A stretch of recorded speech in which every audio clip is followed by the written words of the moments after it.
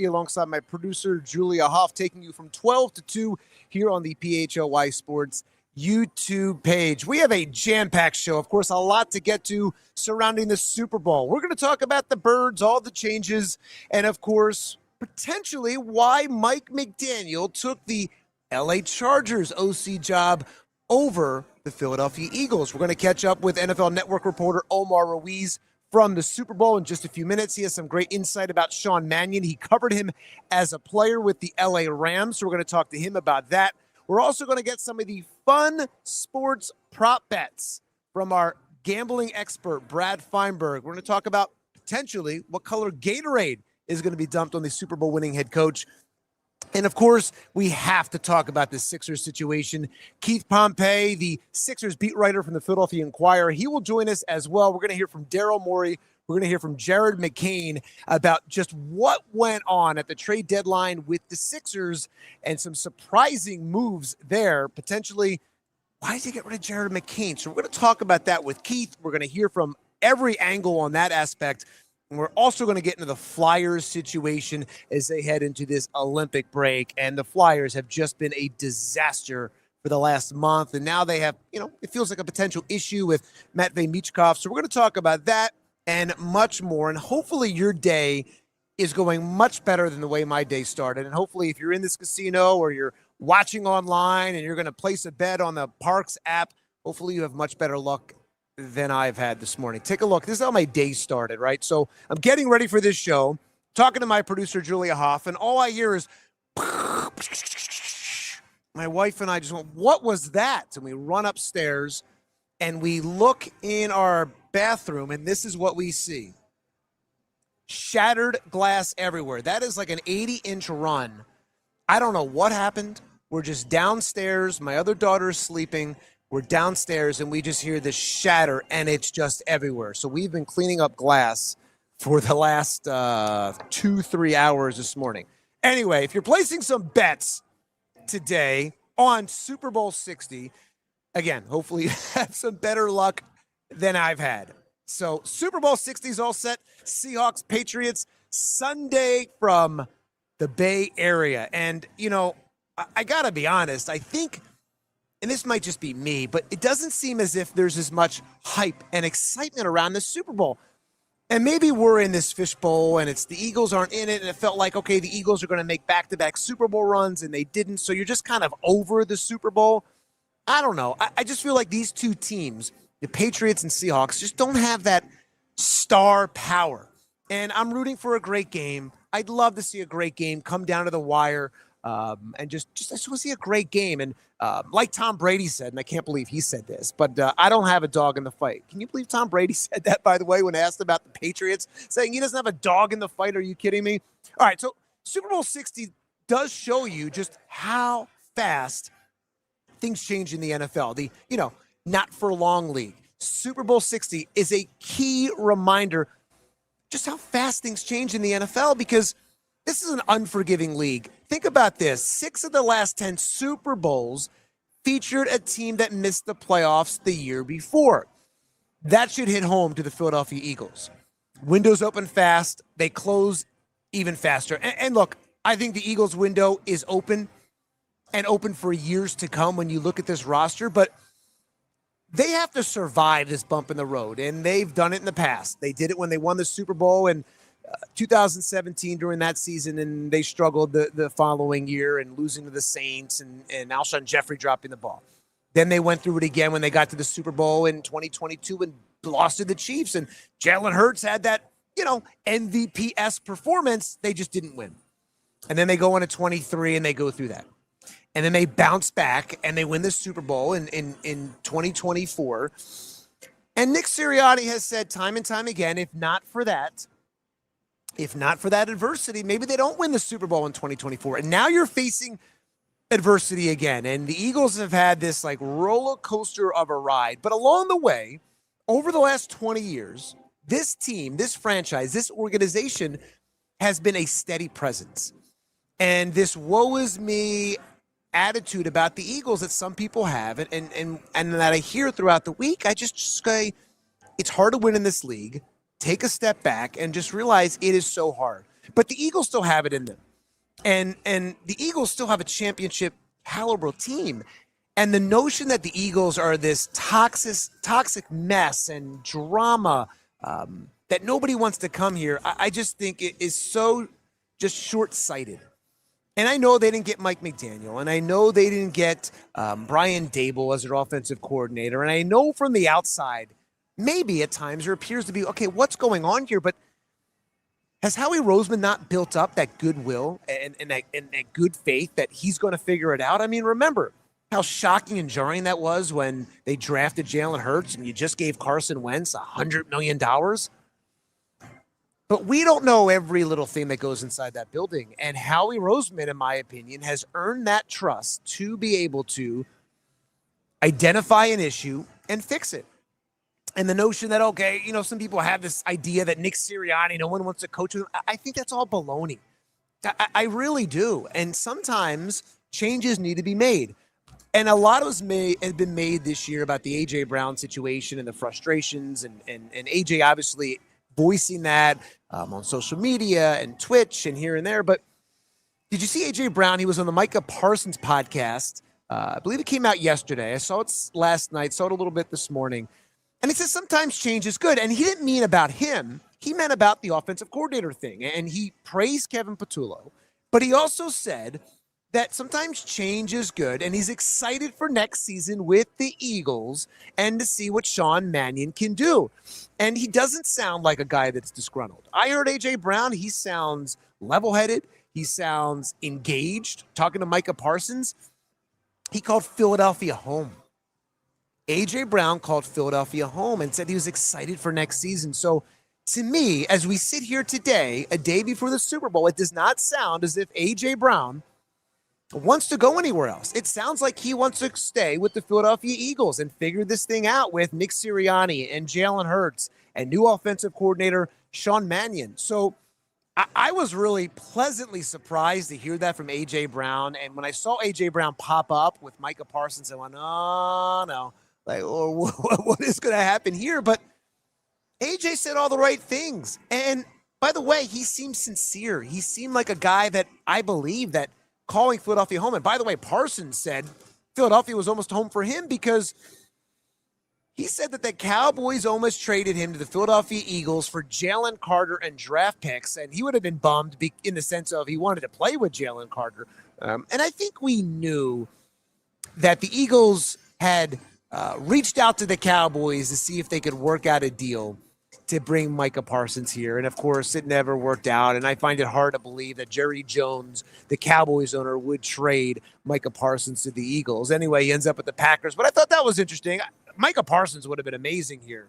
I would have loved to see Micah Parsons here. And ends up with the Packers. And, of course, he has ties here and grew up in the Lehigh Valley and went to Penn State. But anyway, I'm not out on the Eagles, and I don't think this team is a toxic, hot mess.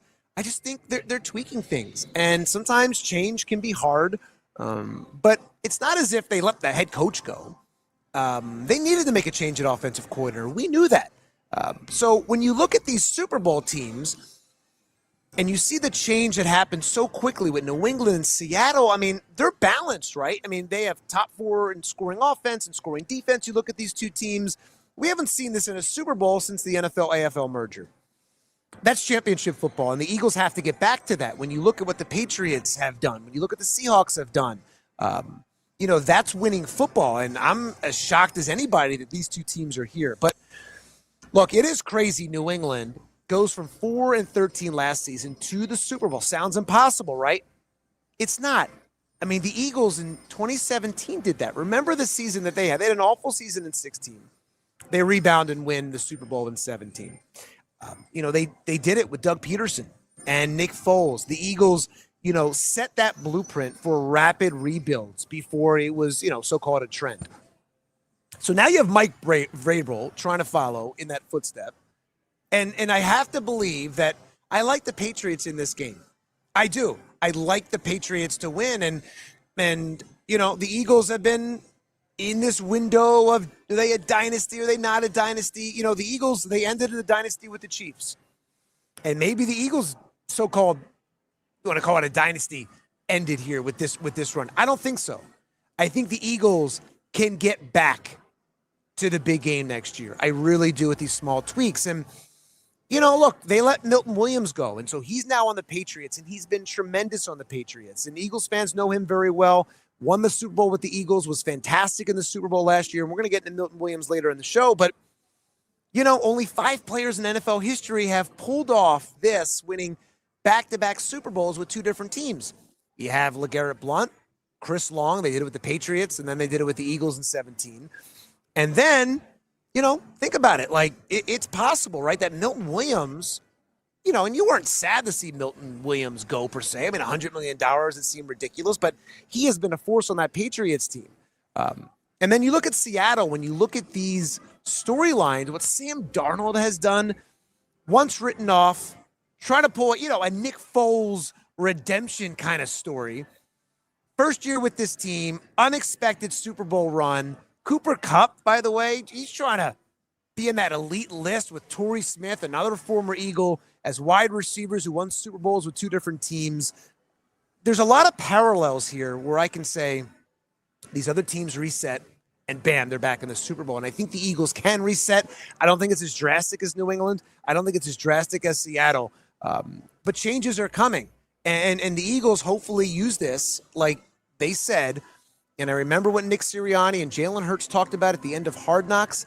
They all said, we're going to be back. And I know it. And I do believe this team is going to get back. And so with the changes that are coming, Sean Mannion, you have to wonder, why did they not get Mike McDaniel? What happened there? So I caught up with NFL Network reporter Omar Ruiz. He is at the Super Bowl covering for the NFL Network. He's at the Seattle Seahawks Hotel. That's where he's been stationed all week. And he had some great insight. He covered Sean Mannion for NFL Network when Mannion was a backup quarterback with the Rams. And he covers the Chargers a lot. He does a lot of work with the Chargers. So he has some great insight as why potentially Sean Mannion, some insight there, and why potentially Mike McDaniel went to the LA Chargers, potentially over the Philadelphia Eagles. Some great insight here from NFL Network's Omar Ruiz. Take a listen to this conversation. NFL Network's Omar Ruiz covering Super Bowl 60, Seattle, New England. What's happening, Omar? Hey, Jeff. Good to see you, man. It's good to be here. The weather has been perfect. The Northern California conditions setting up for perfect game conditions on Sunday. I think the Seahawks and Patriots pretty much as healthy as you can imagine at this time of year. And both teams seem to be loaded and shaping up for a great game. I'm still shocked that these 2 teams are the last ones standing. I think if you went into the season to think, okay, the Patriots and the Seahawks are going to be here, I think somebody would think you're crazy, right? I mean, how unexpected is this that these 2 teams are here? Very, when you consider how both of these teams were thought of coming into the year. Both missed the playoffs last year. There were so many question marks about the Seahawks, given that they won 10 games in Mike Macdonald's first year, but then they get rid of Geno Smith, they get rid of Tyler Lockett, they get rid of DK Metcalf, and then they bring in Sam Darnold, and everybody's thinking, well, he was probably just a one-hit wonder in Minnesota, so I don't know how much you can get from him. DeMarcus Lawrence from Dallas comes in. It seemed like with Leonard Williams, I don't know are they past their prime. So in other words, there were so many questions about a team that had missed the playoffs, most especially at the quarterback position. And then with the Patriots, they won 4 games last year. So I think we all thought that, Mike Vrabel would be able to turn it around, but maybe in 2 or 3 years. But the fact that not only they went from 4 wins to 14 in the regular season, tacked on 3 more in the playoffs, 4 wins to 17 in the season overall. Yeah, it's pretty shocking how both these teams got here. But when you look at how these teams emerged later in the season, in the postseason, not shocking. These 2 teams are fantastic. Is there still a big buzz around the game? You're at the Super Bowl site. You're at the Seahawks Hotel covering them for NFL Network. Is there still that giant buzz around this game? Because in Philadelphia, it just feels like there's just not the buzz. And maybe everyone's just bummed about the birds.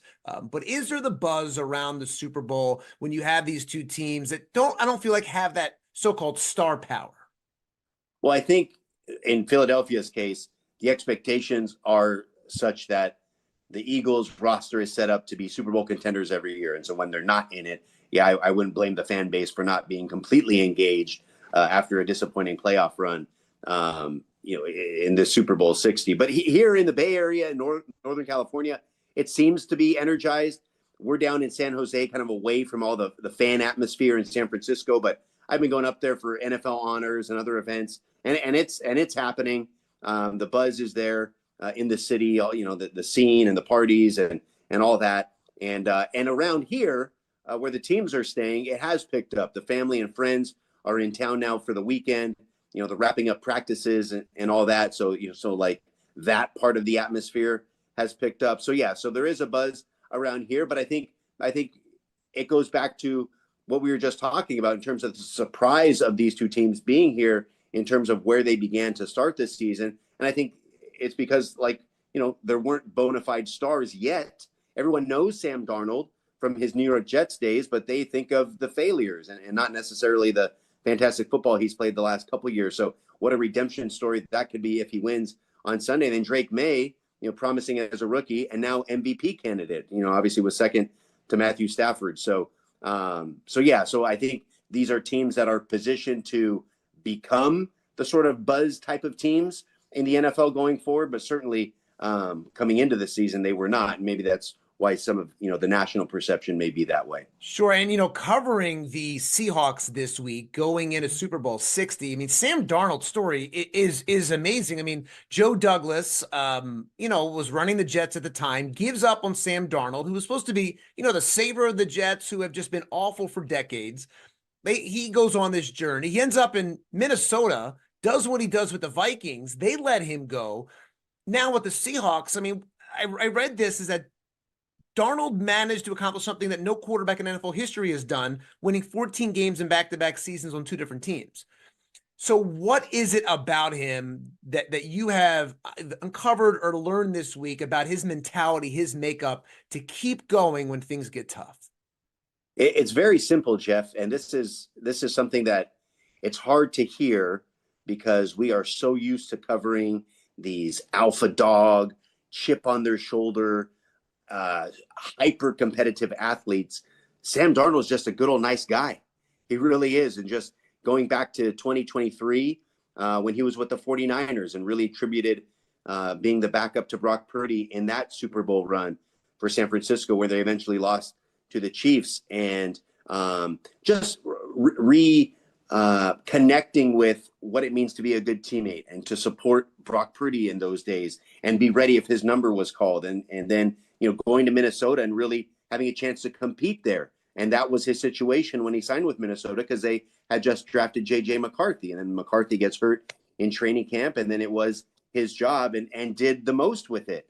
And so I think just appreciating all of the adversity that he had early in his career, just treating people right, wanting to be a good teammate has really resonated with his teammates, both in San Francisco, Minnesota, and Seattle. I'm not sure, how all that was in New York or Carolina, in his stops before, but it certainly has with the Seahawks. And Jeff, they love the guy. They just can't say enough good things about him. And I keep asking what that means to him. And he just kind of deflects it. He's like, in other words, there's nothing special about how I am. He just has this mentality that he treats people nicely, like his parents raised him to be.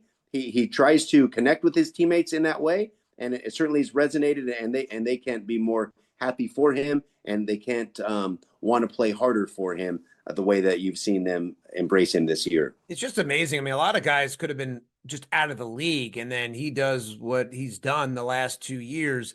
Speaking of quarterbacks, I thought this was interesting. Did you see what Tom Brady said when he was asked about the Patriots on his podcast? Did you hear that? About he doesn't have a dog in the fight? Is that yeah, I'm like, I saw a bunch of Patriots legends kind of going, like, are you serious? I mean, is that surprising? I mean, I know that he's a minority owner with the Raiders and he's on Fox's broadcast, but I'm like, Tom Brady is a Patriots legend. How are you not cheering for the Patriots? I can't imagine that either. And maybe it's because he doesn't want to rub the Raiders the wrong way. And now that he's but the Raiders that aren't organization. In it. Yeah, exactly. And so, but maybe there's just this mentality when you are part of another organization, they can't necessarily cheer for a different organization, even though that was your same. There is a statue. For years. There is a Tom Brady statue in Foxborough. Hey, I get it. I'm just trying to think of how he could say that and not because even like Robert Spillane, a current Patriots player, said he was offended by that and couldn't believe that Tom Brady had said that. So for somebody who throughout his career had been as calculated with his words as Tom Brady was and in command of every press conference that he ever gave, for him to say that there's got to be a message behind it. We just can't figure it out what it is at this point. And maybe it's eventually going to take more of the reins of the Raiders and didn't want him openly cheering for the Patriots maybe to come back to haunt him one day. Yeah, speaking of things that are a little out there, you've covered a lot of Super Bowls in your career. What are your favorite crazy questions during Super Bowl media day this year? What are some of the crazy ones that stick out? Well, here's a and would funny you ask any? Have you asked any of those crazy questions? No, I never asked the crazy ones. I kind of observe and I pay attention. I try to listen for the crazy ones because usually I'm on Good Morning Football the next morning recapping the opening night craziness. So I'm trying to keep track of all the funny stories. The one from this year that stood out to me was shortly after Roger Goodell had announced that the NFL was returning to Mexico City after a few years away while they renovated the stadium there for the World Cup. Jackson Smith and Jigba was asked at opening night about potentially playing in Mexico, and he starts giving his answer, and he's like, oh, he would love that. He loves vacationing in Mexico. He loves the food, the culture, the people, all that. And he's like, I love it so much, it feels like I'm a little Mexican. And Guillermo from the Jimmy Kimmel Show happened to be kind of working his way in the audience. He didn't ask the question about Mexico, but he jumps in and says, hey, I'm a little Mexican too. And the whole place started, roaring with laughter. And Guillermo's one of those guys that he seemingly asked the funny questions. He asked Mike Vrabel, you played for the Patriots, you coached the Patriots, what's next? You're going to marry the Patriots? Something like that. And it's so funny because a lot of the guys, Mike Vrabel wasn't one of these guys. He just kind of answered it straight. But a lot of the media members around, when they take themselves so seriously, they're rolling their eyes. They're like, what kind of weird question is this? I was like, that's what opening night is all about. It's all these silly, fun questions. And, but it's kind of funny to see some of the people's reaction to those funny questions. Yeah, the most ridiculous one I heard is I heard the Patriots getting asked, is this a must-win game? I'm like I get the Guillermo stuff, but come on, must win? Like no, it's not. No, that's my guy, Dave Damashek, and that's a bit. When he was at NFL Network, he started asking that, and just to see what people's reaction is. And that's a bit. Okay. And so people still fall for it. And Mike Vrabel, again, I saw he was asked that, and he didn't really, bite on the funniness of that question. Yeah. So obviously I wanted to ask you about, what's going on with the Eagles, kind of the national perspective. They've made some changes. Sean Mannion, the new offensive coordinator, him a little bit from covering him early in his career. What can you tell us about Sean Mannion and what he's like, kind of how he's wired? Well, he's a smart player, and that's why he had such a long career as a backup in the NFL. Typically, the guys that last without playing too much, you either are a backup for a long time because you showed flashes that you can play at a really high level, so people keep you around just in case they need that, or you're very cerebral. And someone like Chase Daniel, for example, can stay on a roster, can help develop quarterbacks, can help install an offense. And I think Sean Mannion is that type, where he worked under Sean McVay early in McVay's tenure there, really learned that system, and obviously felt comfortable with it. And then he goes to Minnesota, and under Gary Kubiak, his assistant head coach, and Kevin Stefanski's the offensive coordinator. Drew Petzing was on that staff, who most recently was the Cardinals offensive coordinator, and now current Lions offensive coordinator. So in other words, a lot of bright football minds that he's learned under, and different systems. Not everybody has been in that McVay Shanahan tree that he's learned from. So I think being exposed to all those different offenses, playing in the NFL for a long time, I think when you go to a locker room as established as the Eagles have, obviously many of them are Super Bowl champions. Many of them have played in a couple of Super Bowls. I think the fact that he played in the NFL will carry some weight in that offensive meeting room. And we'll have to see just how he is as a play caller, because obviously it'll be the first time doing that. But I think between his reputation, his experience as a player, his experience under some of these bright offensive minds, should fit well with the Philadelphia Eagles. Was there any shock there that Mike McDaniel, I know you cover the Chargers as well, that Mike McDaniel went to LA, went to the Chargers? Obviously, they have a good quarterback, a good head coach, and a good team. But why do you think Mike McDaniel might be a better fit with the Chargers than, let's say, the Philadelphia Eagles? Well, I think if you're Mike McDaniel, you look at the talent of Justin Herbert, and if you can be the one to unlock his true greatness, because you look at Justin Herbert as great as he's shown, as much passing yards and touchdowns and statistics that he's put up, he's yet to win big in the playoffs, and he's not even close to the accomplishments of someone like Jalen Hurts or even a Joe Burrow, who's played in the Super Bowl, and Josh Allen, who's at least played in a couple AFC championship games. So if you can be the coordinator to unlock that, I think if you go to Philadelphia and you help Jalen Hurts win a Super Bowl, it's like, oh yeah, well, he already won a Super Bowl. It's, not elevating in any way. So I think the fact that you have an opportunity to work with Justin Herbert, someone who everybody thinks is as talented as any quarterback in the NFL, and to truly win and win big there, I think would mean maybe a lot more to somebody to go, as opposed to going to a place where they've already won big. Yeah, and is there a feeling at the Super Bowl when things come up that have been going on with the Eagles? There's been a lot of changes. Offensive coordinator, Jeff Stoutland, their offensive line coach, legendary coach, steps away after 13 seasons. What is the kind of the feeling from afar about the Eagles? Right now, it seems like there's a lot of drama, at least locally. Is that the feeling nationally, or is it just we're just in this fishbowl and upset we're not at the big game? Well, I think everybody thinks that the talent is still there, and I think more than anything else, there's just questions around the team and how they regroup from the disappointing year. And if you look at the pattern of the Eagles, 22 they go to the Super Bowl, 23 they kind of fall off and have that disappointing finish to the season. 24 they bounce back, they win the Super Bowl. 25 they still get to the playoffs, but another disappointing finish. And so part of the formula is 26. Then they'll go to the Super Bowl again. So I think, they have the talent still there. As long as Howie's running the show, I think you feel confident and comfortable that they're going to have a really talented roster. And then it's just finding that right fit at coordinator with Shane Steichen getting a head coaching job, Kellen Moore getting a head coaching job after the Super Bowl appearances. I think that job for that reason is really appealing. If you win as offensive coordinator of the Philadelphia Eagles, you're probably going to get a head coaching job, and perhaps Sean Mannion's next on deck for that. Yeah, and last thing for you, your keys to the game for each team to win Super Bowl 60. Well, I think they're tied together. I think the Patriots defense is significantly underrated. I think the defense that we had talked about all year long, the Seahawks, the Broncos, the Texans, and I think the Patriots were underrated because when people started paying attention to the Patriots, when they couldn't ignore them as they went on that crazy winning streak during the season, they were without Milton Williams when people started to pay attention. And you guys know how good Milton Williams is. Well, he was brilliant in the Super Bowl last year. Brilliant. Yeah. And he's been their best player, I would say, on the entire roster in the postseason.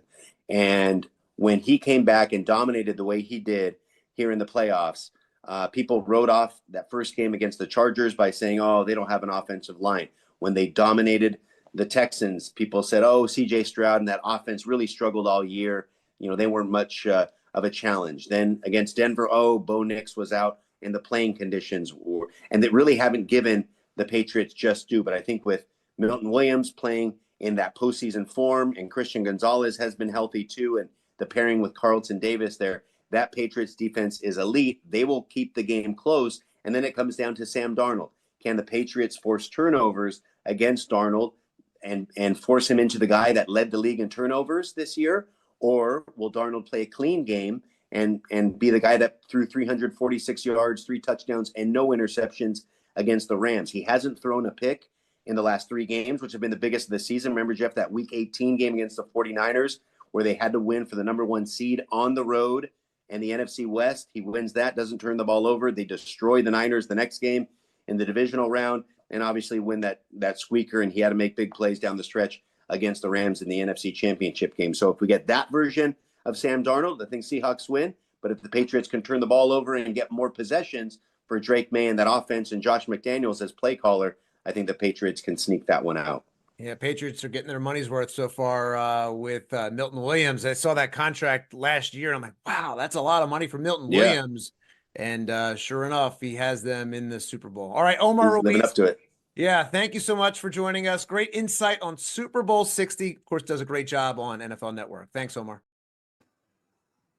So I thought that was interesting what Omar Ruiz was saying about Sean Mannion. Very smart player, he called Mannion when he covered him with the LA Rams. And I thought it was also interesting what he said about Mike McDaniel, perhaps wanting to go to the LA Chargers because of Justin Herbert.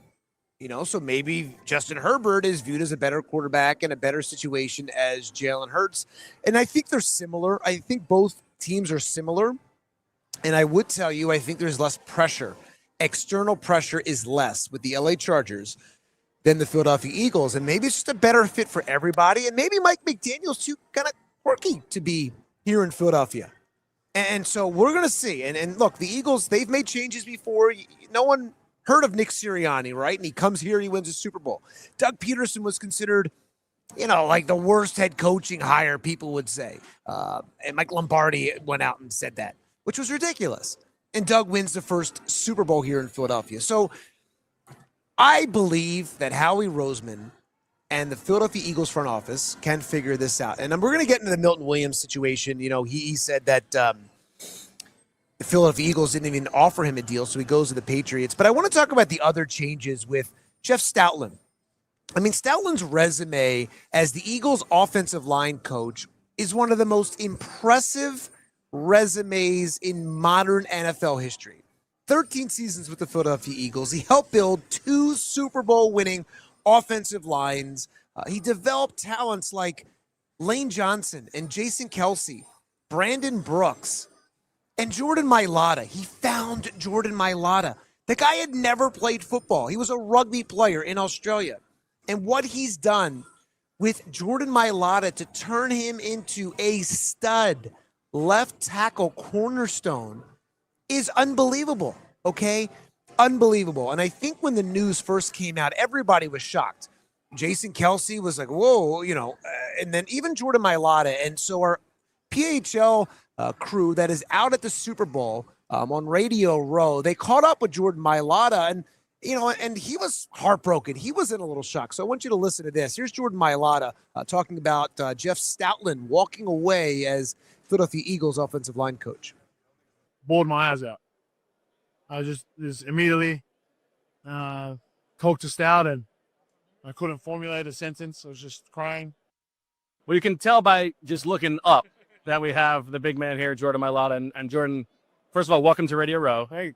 I think, you know, we got to start with what was your reaction when you found out the news about Stout yesterday? Immediately, I bawled my eyes out.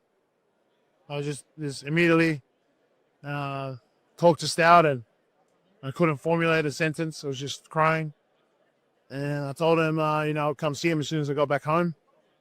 A lot of people ask me to make a statement right now. I just, online at least, and on social media, I'm saying I don't think there are enough words to put in a social media post of how, you know, what I think of the man and how much he's helped change my life. So I'm to be honest, selfishly, I'm very heartbroken, but I know the man needs it, man, needs a rest. Well, you are certainly allowed to grieve however you need to. And I, not to speak for you, but it's hard to like look around here, see all the people following you, all the success you've had, and not think, you know, would you have even been here without Stout? No, that's what I'm saying. There's not enough words that I can speak about this man to show how grateful I am that he helped change my life. You know, he's a big reason.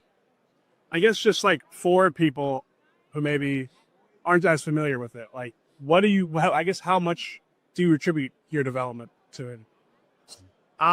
If it was Stout, if I could speak in Stoutism, he would say 50%, because 50% he waited for me at the halfway mark, and I had to mute him back. That's how he always said it. It's like, it's not me, it's us. And yeah, man, Was this something that was on your radar as a possibility, or did it sort of blindside you? That one blindsided me. Yeah. It's, I'm curious always when something like this happens, what is like the text thread like with you and the rest of the offensive linemen? Are you all guys like what WTF? Like, well, how does that work? well, I'm pretty grateful that I have Lane and Landon. They're in San Fran right now, so I was able to connect with those boys last night and kind of grieved to go. Like an Irish wake. Yeah, I felt like we lost our dad, man. It's crazy. Oh, I'm sorry. Yeah, it was good. Shared trauma. Yeah. We just weren't talking about all the times we had with Stout, but I think we're all gonna try and make time to go see him once we get back in Philly after the game. And yeah. Have you gotten to even the point of wondering what it will be like to play for a different coach? Very daunting thinking about it, to be honest. I'll be entering year 9. Isn't that crazy to say? Entering year 9 next year, or this season coming, and we'll see how this goes. I'm excited, but also scared, man. I'll be honest, I'm nervous. And I don't blame Mailata. And like everybody, my first reaction when Stoutland announces he's walking away was, whoa, what's going on here? But I would tell you, and maybe this is not a popular opinion, but if you take a step back and just go, the offensive line was not very good last year. And I know they were banged up, and I know they had injuries, and I know Lane Johnson was out, the second half of the season, but they were not good. The offensive line of the Philadelphia Eagles was not good. And they're tweaking this offense. And if Stoutland, his style, does not gel with Mannion, and the Eagles do figure this out and have this prolific offense, nobody at home is going to care. And I'm sorry, I hate to say it, but nobody at home is going to care that Jeff Stoutland is not the offensive line coach. And so I don't feel like people should be getting hung up on this. I think at first, yes, it is jarring, and he's an amazing coach. And I'm not blaming him for this. And I don't think he should be blamed for their issues by any means. But they weren't good. And remember, the Eagles walked away from Andy Reid, one of the greatest coaches in NFL history. And it was time. They walked away from Doug Peterson, who just won you a Super Bowl. They walked away from Carson Wentz. The Eagles are willing to make these difficult decisions. And I'm not saying it was the Eagles, but they're obviously were not on the same page. And Stoutland just goes, okay, I've had enough. But if they can get back to the Super Bowl and they can get back to being this prolific offense with Sean Mannion, and they can do different things that maybe just don't blend with Stoutland, I hate to say it, I hate to be cold, but who cares? I mean, the run game last year was not working. Saquon Barkley did not have a good year. A lot of that was on the offensive line. And I'm not saying Jeff Stoutland lost a step, but the offensive line is a big reason why there was this huge dip in the run game. Look at these numbers. Look at the Eagles' run game comparison between 2024 and 2025. A significant drop-off. The Eagles' O-line was among the elite in 2024. Left tackle Jordan Mailata finished one of the highest offensive grades in the league, topping Pro Football Focus's run blocking and overall grades for linemen. I mean, Mailata's run blocking grade was historically high. Okay, Saquon Barkley rushed for over 2,000 yards. Okay, Barkley alone, 5.8 yards per carry average. Okay, but this year as a whole, after you have 29 rushing touchdowns a year ago, you take a major nosedive. And again, I'm not blaming it on Jeff Stoutland, but the offensive line was not good. And if they're taking a step backwards and this will fix it, then I think you have to go for it and have to say, I'm sorry, but you have to do what's best for the Philadelphia Eagles. And, Stoutland, as reported, lost some of his ability to be the run game coordinator, but it wasn't working. And as I said, Saquon Barkley's rushing numbers dropped. They dropped. The Eagles as a whole, the offensive line dropped. Look at the Buffalo Bills game. That was a perfect example. They had 0 points in the second half. Their offensive line got beat off the snap every single time. And so football is a business results. And if Jeff Stoutland did not have a good season, and as great as he's been, sometimes it's just time. It's just time.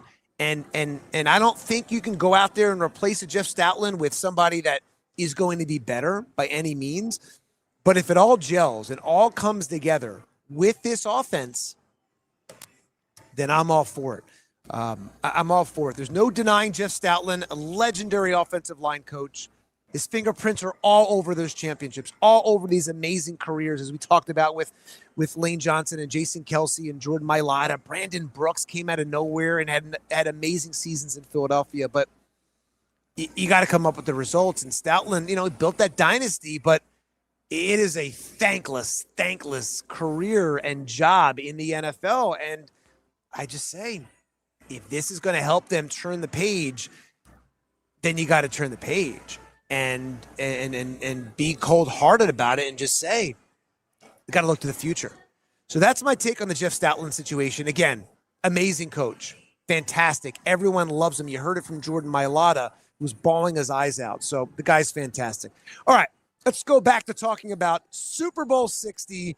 We're going to bring in our gambling expert with great insight, as always. Brad Feinberg joins us. Brad, of course, a great follow on Brad's Best Bets on X. What's happening, Brad? Great to see you, buddy. What are you excited for the game tomorrow?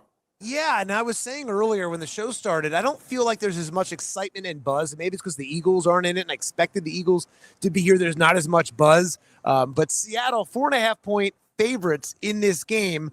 Do you still like Seattle in this game? No, actually, Jeff. No, I like New England. I like New England quite a bit. And as I said, as someone who actually these were the two teams I felt for the last 12 weeks would go to the Super Bowl. Really? We talked about I this bet on them last week. I know I'm just not feeling it. Disagreed on Seattle. You said you didn't believe in Darnold, and I thought these were the two best teams. Nobody really believed did. in Darnold. I mean, like nobody. Like, you think about it. Like the Jets didn't believe. The Jets didn't believe in Darnold. Joe Douglas lets him go. The Vikings don't believe in Darnold, even though he wins 14 games with them last year. I don't think anyone does. Well, but you see these gray hairs. Is. That's because of me backing Sam Darnold far too many times, because I thought Sam Darnold would get to this kind of place. I did. I backed him. It was like the Charlie Brown thing with the field goal. He'd pull it off of me. I'm like, oh my God, I'm a moron. I can't believe I fell for it again. But I thought the last 2 years, Jeff, specifically, I think his play in the regular season has been outstanding. And what happened was he, last year for Minnesota, last game of the year against Detroit, he was god-awful. Playoff game against the Rams, he was god-awful. First game of the year this year against the Rams, he was god-awful. So all the criticism was fair, and I was like, man, I guess maybe it's just one of those things where the pressure is too much for him, and maybe he just can't do it on the bigger stage. But you know what? Credit to him, because this is one of those cases, Jeff, you're right. No one said he could do it. He was getting a lot of guff from everyone saying, you stink, you can't do it in a big spot. Credit to him, he did. But I think in this game, Jeff, I think these teams are dead even. I think that the fact that Seattle is this big of a favorite, to me, again, I think New England has been every bit as good. I know the schedule. I guess, can I ask you though? Do you think New England wins this? Are we talking about? Do you think New England wins this game, or do you think they win the gambling odds? Like what? And to be honest, both. But okay, much more confident in the spread. I'll go 2016 New England. I think it's going to be a low-scoring game. My biggest bet, Jeff, as I said in last week on the show, and it's going to make or break me. Hopefully make. I have a lot of money on under 13.5 first half for Seattle, under 25.5 in the game. I think this is going to be a much more difficult spot for Seattle to just get there. Look, Seattle was second in the NFL, Jeff, in points per game. Second. But as good as they were offensively, as much as I've backed this team all year, to me, this is not like the Kurt Warner Rams, Jeff, the Peyton Manning Broncos or Colts. It's not a Patrick Mahomes Chiefs. To me, it's not that kind of prolific offense. They've been really good because they've gotten off to leads and they've played smart. The defense has put them in good spots. But I think that they're going to struggle in this game quite a bit. I don't think they're going to have much success offensively. I think New England, because they can stop the run, Jeff, They have an elite cornerback in Gonzalez. I think they have a better chance to slow down JSN than the average team does. I think it's going to be a low-scoring game. It wouldn't surprise me. It's a little similar to that game, Jeff, we saw between the Rams and the Patriots of like 7-8 years ago when there was no touchdown scored by the Rams. I think it was 13-3. I think it's going to be a low-scoring, tight affair that most people are going to say is kind of boring. So it's a low-scoring game in your opinion. I think so. Right now, the over-under is 45.5. So are you taking the Under? Yeah, I am, but it's funny, Jeff. But you said 26-20, right? So you're taking No. I said 2016. Oh, 2016. Okay, I can't hear. Yeah, 20 to okay. 16. Yeah. There's lots of slot machines and going. Exactly. I can't. Everyone's winning here. I can't hear. You deserve a jackpot. But what I was going to say is, I do like under 45.5 points, Jeff. I do. But the reason I played under 25.5 versus for team total for Seattle versus under 45.5 is because I think the teams are dead even. I'd rather take, in essence, by taking under 25.5, that's kind of like getting under 51, right? Because I'm getting one team under that I consider to be no worse or no better than the team they're playing. So I'd rather just focus on them because I think they're going to struggle offensively. I do think the game's going to go under, but I'd rather just I'm going to dare this team because 26 is a dead number. No team ever scores 26, Jeff. Now I'm probably jinxing myself, but I'll dare them to score 27 points here, and I don't think they do it. All right, so Brad, you're going the safe bet in your opinion, or in your mind, is that the Patriots are going to win, and it's going to be under 45.5. Yep. And so when you look at that, so you feel strongly about that. Do you feel strongly about that as you do the Gatorade color that's going to be dumped on the game-winning head coach? Well, I'll tell you what I do feel. I do feel strong. The national anthem, Jeff, under 125 seconds. Got some information on that one. If that's still up there anywhere else. Okay, so you like 125 seconds. Okay, 125 seconds, and then so I saw the Gatorade one, and so I guess orange is the favorite at last check. So orange is the favorite, then purple, yellow, green, lime, then blue, clear water, and then red, pink. And I guess I would say if you know, wouldn't it be as simple as if you know what color the Seahawks drink, or you know what color the Patriots drink? Yeah, there's probably a way to find this out, Jeff. There has to be a way, like the guy who is Mr. Gatorade, who brings out the Gatorade for each of these teams. There has to be a way to say, okay, what's the color of Gatorade? I mean, this is a bet. I'm surprised, and I don't know someone, but there has to be someone who knows someone. I'm surprised this is a bet that they even offer because it's so information based that I would think it's, dare I say, if you know the right person, easy to get a bet on it, just like you said, Jeff. Yeah, and the same can be said for, okay, what's Bad Bunny's first song during the halftime show, right? Like, it'd be the same deal. So what are some of the weirdest, craziest Super Bowl bets that you think are out there? Some fun ones that are just weird and odd. Is it the Bad Bunny? Is it Mac Hollins showing up barefoot? I saw that. I saw one with like, Stephon Diggs proposed to Cardi B after the game. Oh man! What are some of the weird ones that you've seen? Well, and have you put any money? Are you confident about any of these bets? No, it's funny you should say, Jeff. Listen again, and I respect everyone who does this recreationally and they do it for fun, and that's 99.9% of the listeners right now. That's what they do, and that's awesome and that's great. But for me, Jeff, for me personally, I'm not looking for recreational fun bets. I'm just trying to strictly make money. If there's edge, I'm looking to make money. What you did say, Jeff, I did bet the under in the national anthem because I believe I have pretty decent information that it is going to go under the 125 seconds, which is what I bet. And Brad Feinberg right here with a little insider trading right now. Yes, every now and then. Brad's going to get locked up. Insider trading. It did get, I was able to get down a decent amount. I wish I could get, that's the kind of bet I wish I could get as much as I could get on it because, again, it's information based. And when you get something that's information based, it's not like, oh, Brad, who do you like? Seahawks or Patriots? Well, I have an opinion, but it's just that, an opinion. But when you have information, that's a much different story. And so, yeah, I think it's going to go under the national anthem, but out of these quote unquote fun bets we talk about. But I really don't get too involved, Jeff, in most of the these kind of like Cardi B bets and stuff like that with Stephon Diggs. Yeah, fun bets, or the Gatorade bet I would bet if I had some information, but I don't have that information. But man, Jeff, if I did, or if you know someone, give me a freaking call. I will do so. I mean, Matt Collins, that seems like a pretty easy one, that he's going to show up barefoot to the Super Bowl, especially if he's doing it in Buffalo or he's doing it in New England barefoot. Why wouldn't he do it?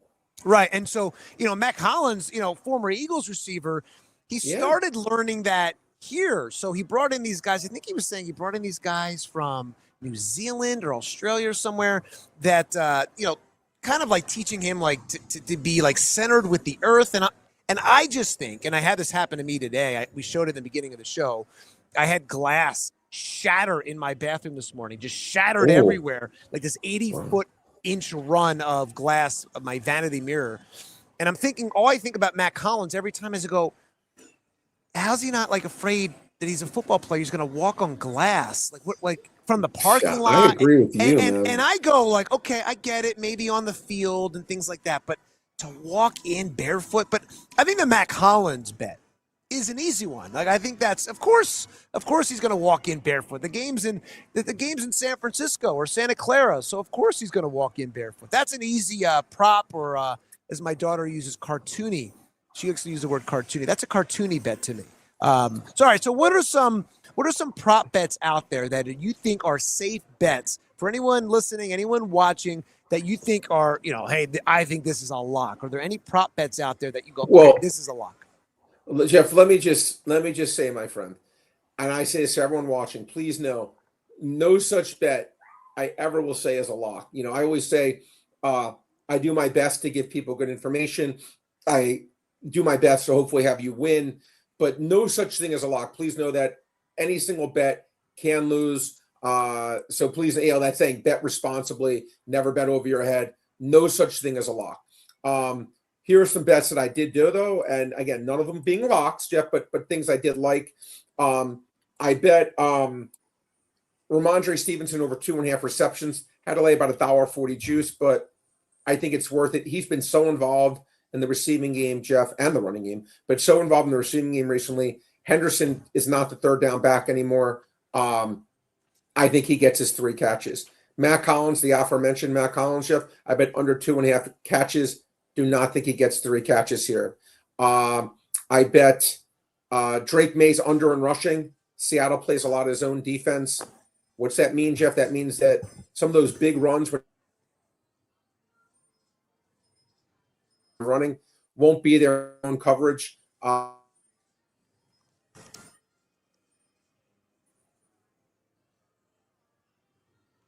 lot of this is got down by a lot of pros, but it seems like we were losing you there for a second. Repeat that real quickly, Brad. We were losing your signal. Kenneth Walker unders. I think Kenneth Walker over unders are were too high. They were opened at 84, still at 74. I think he's going to finish in the 60s or less, to be honest. I don't think Kenneth Walker gets there. And I talked about Ramondre Stevenson. I like his overs. In terms of the receiving game, I think he's going to get 3 catches. And I do think, Jeff, A.J. Barner gets 3 receptions or more. I think JSN may be a little bit harder for him in this game. And their second leading receiver is A.J. Barner. I think he can get 3 receptions. And the Patriots have not been great against the tight end. Yeah, and Sam Darnold, the favorite to win Super Bowl MVP. Of course, Drake May is right there behind him. So, all right, Brad. I did get Drake May over 213.5 passing yards. That was a big bet for me as well, Jeff. He went over 12 of his last 13 games. 12 of his last 13 games, he went over this total. The 3 playoff games, I'm just going to throw out the Denver game because of the weather. I just am. It's just my opinion. He went way over against the Chargers, way under against the Texans. But again, Seattle, when they played a passing quarterback this year, Jeff, I did a deeper dive on this. He gave up 258 to Brissett, 258 to Trevor Lawrence, 160, I think, to Stafford, 450 to Stafford, 390 to Stafford, 360 to Baker. They've gone over 6 to 7 times of people getting at least 214 yards against them. The only time was Stafford, who got like 61 of the games. You can't run on this Seattle team. Drake May, I think people are forgetting, the guy just came in second in MVP by half a vote. He gets 214 yards. All right. Brad Feinberg, great insight there. Seattle Seahawks, 4.5-point favorites to beat the Patriots. But of course, Brad, as we talked about, likes the Patriots in this game. All right, Brad Feinberg, we'll see you right back here next Saturday on Bet. I appreciate you, Jeff. Good luck to everyone out there. Thanks again, Jeff. You too. Great seeing you, Brad. Brad Feinberg, of course, a great follow on X at Brad's Best Bets. We appreciate the insight there. All right, let's turn our attention to the Sixers situation. Of course, Sixers, they traded Jared McCain away to Oklahoma City. They get back a first-round pick and 3 second-round picks. And I think it was a little jarring, that they didn't do anything more. And they even traded away a young player they just drafted in the first round a few years ago. But as Daryl Morey said yesterday, that I'm quite confident that they're selling high. Obviously, time will tell. And I got to tell you, I agree with Daryl Morey. Like, Jared McCain, I don't think he can play. I just don't. I don't think he can play. I think there's confidence issues with Jared McCain. I think he sounds soft and delicate, and he's not in the rotation. He's not in the rotation. And Jared McCain's not going to get you to the NBA Finals. He's barely playing. Jared McCain is not going to take this team to the next level. DJ Edgecombe is the guy with Tyrese Maxey. And if you can go out and get a first-round pick in 3 seconds and maybe turn that to something else, which is what Daryl Morey said he was going to try to do, I'm all for it, right? I'm all for it because they were trying, from what Daryl Morey said, was to use those picks for Jared McCain and turn that into something that could be like a big splash that would move the needle. I want you to listen to what Daryl Morey said yesterday when he was just, I won't say getting peppered, but asked, as fans seemed upset trading away Jared McCain. Here's his response. Listen to Daryl Morey. I'm quite confident we were selling high. Yeah. Obviously, time will tell. But the only other high point, and we weren't looking to sell, I'll be frank. Like, teams came to us with aggressive offers for him, and you could say, yeah, that's because he's a good player. I agree with that. We thought this return was above, for the future value for our franchise, what we could get. So the only higher point would have been during his run last season. But otherwise, we feel like we did time this well. We think he has a tremendous future. Wish him well. I do want to say that I understand the reaction of the fans, but I feel like that comes from, folks are excited about this team, and that's why we've had this reaction. We understand the fan reaction. The move, obviously, the big move was with Jared. Because we're playing well, we were trying to upgrade the team and add to the team now. That was goal number one. Obviously, no deal materialized, including using the picks we got from the Jared deal. We were trying to. That's why we did that move a little early. We're trying to reuse those draft picks to add now. We do feel like this deal sets us up better in the future, but we understand that we were looking to add now, and nothing materialized. We were trying to add to the team, and we didn't find a deal that made sense, that we thought could move the needle on our ability to win this year. The CBA pressures were felt, up and down the league. We see Jared as someone who is more likely to help a team in the future. I think that's fairly obvious. I think he has a bright future. We thought that the draft picks we got will help us more in the future and could have helped us this deadline in terms of the picks we got were offered to many teams, and nothing materialized for a player that we thought could move the needle with those picks now. But we feel like going forward, those picks will help us build the team in the future in a good way. That return is for a starter quality player on a good team. It's actually above that. We do a lot of analysis on how we think things will play out both here and around the league going forward in terms of the quality of play, what kinds of returns will return, what players in the future. And the bottom line is Jared's a player who is a great future bet and a great potential great player, and we wish him luck. We feel like this return sets us up better to set up the team in the future better. That doesn't address our team now. So we did want to add now, and it didn't happen. So I think that's a fair reaction. And then I think it's a fair reaction to go back to Kyle's point. Did you time this well? Is this a fair return? All I can say is we do a lot of work on this, and we feel like it was well above that and well above what will help us down the road. All right, so that's Daryl Morey talking about why he traded away Jared McCain to the Oklahoma City Thunder and only bringing back picks, and why they did basically nothing else to improve this team right now. So I want to bring in Keith Pompey, Sixers beat writer for the Philadelphia Inquirer, does an amazing job covering this team. He's as plugged in about the Philadelphia 76ers than anyone else. Keith, how's it going today? Hey, it's going well. How you been, man? Great. I appreciate you joining us. So we just heard from Daryl Morey there explaining yesterday why they made the move with Jared McCain. What are your thoughts? And do you agree with the Sixers' decision to move Jared McCain, a young player that, hasn't had a great year, has had a lot going on with the injuries and things like that, and they bring back the draft picks? What is your take on the whole situation? First off, my take is I feel like they made that move so they could get under the luxury tax, right? Because he said it wasn't the case, but why do you believe that? He said that. Because when you look at it, you made a pick. You got a pick. You got draft picks, but you made a trade, but you didn't bring anything back, right? So basically, in order for you to get under luxury tax, you had to get rid of salary. Secondly, when you look at it, you say to yourself, Jared McCain, it doesn't make a lot of sense to trade him now. Now, they said they got those picks, but there were a lot of teams that didn't want them.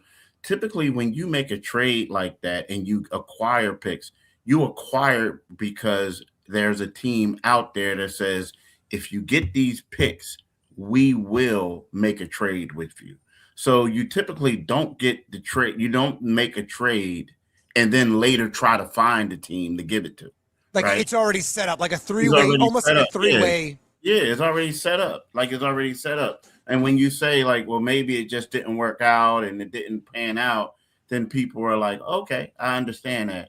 But when you say there was a lot of teams that we tried to give it to and they didn't want them, maybe you tried one team, they said, nah, we don't want it now, and other ones, but for the most part, when you make that move, you make it early. You make that decision is because you already have a team and that you have an agreement with. To me, I wouldn't have made the trade because, as you said, he's a nice young talent, and I get it. I know that he struggled, but I said this before to other people. My daughter is dealing with a knee injury, and typically what they say is you can come back within a year, but you're not going to be yourself back to the old self until maybe 5-6 months after you return. So for Jared McCain, that would have been towards the end of the season. Maybe we saw some benefits next season. And, you don't get rid of somebody like that. And you say right now we're going to sell high. Well, selling high would have been this summer. And then here's the third thing I'm going to just talk about. If you really wanted to get a deal and a deal for value, you don't sell, you don't trade with Sam Presti. There are two people in this league that I will never trade with if I was an executive. One is Danny Ainge, the CEO of the Utah Jazz now. Oh, yeah. Well, we've been burned by him. The Celtics, right? You've been burnt by him. And the other one is Sam Presti.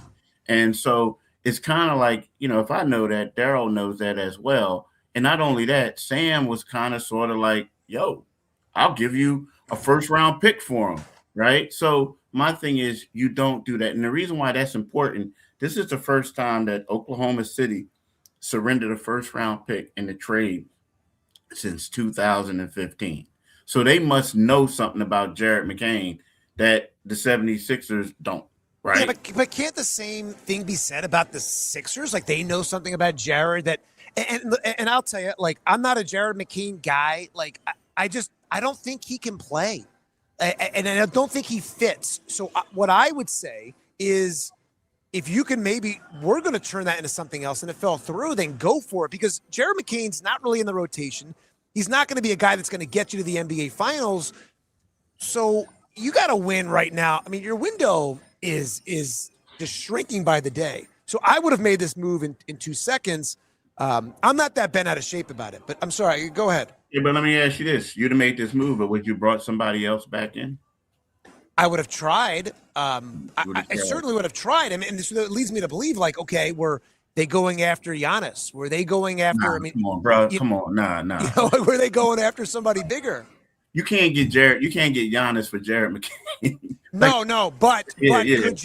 could you with a slew of draft picks? What I'm saying is, what Morey said, which was, I was trying to take the draft picks, and what was the quote he used? He was trying to bring in someone that moves the needle. And so I do wonder, is he being truthful there? And he had those extra picks, and they were going to just package picks and maybe somebody else to bring back a guy that was going to move the needle. And look, maybe the honest thing is ridiculous, but somebody that would help this team get over the hump, and really get this team out of the second round and make a finals run, because it's been forever. It's what you're saying can be true, and it has some truth to it. However, I do believe that this was also a move to help them get underneath the tax, which I find interesting. Yeah, I mean, because this is the 4th consecutive season that they've done something similar to it, and no matter how you try to do it, it's always going to be how you talk about it. It's going to be perceived to be that way, right? So now, again, maybe they did think that they could get someone, but you're going to have to get a star quality player. The problem is, and the thing about the Giannis thing is, and I think that's a lot of wishful thinking by a lot of people. Even when that report first came out, I was like, man, really? Because it wasn't amongst the initial report of the 4 teams that he wanted to go to. Then the next day it came out that, but I would like to play with Tyrese Maxey, right? So then everybody ran up on it. But when we look at assets, what assets do the 76ers have, right? And so this is part of the problem for them to be able to get a quality player, right? So when you want to get a quality player, you want to move a quality player, whatever, you have to have something that people want. Now, right now, the 76ers have 2 players who are deemed untouchable, and that's VJ Edgecombe and that's Tyrese Maxey.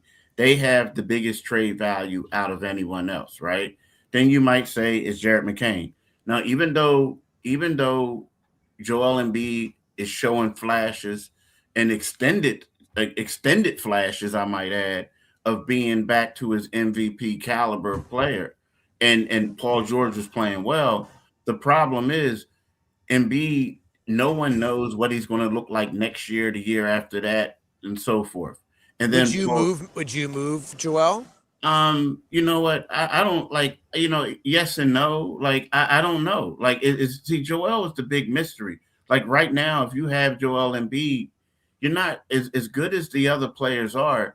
Joel Embiid, when he's playing well, he's the reason why they're winning, right? So with that being said, I think that I would keep him now. Like, I wouldn't trade him this season, but you have to know, like, when we talk about you have more information than other people, then maybe I may in the off season. But from what I'm seeing right now, I would keep him. Now I would get him some help, but I would keep him. But in regards to Paul George, it's one of those things where, he's getting up there in age. He has a contract that, some teams may look at saying, okay, I'm giving him $50-something million a year, but he is maybe a 3rd or 4th option on a championship caliber team.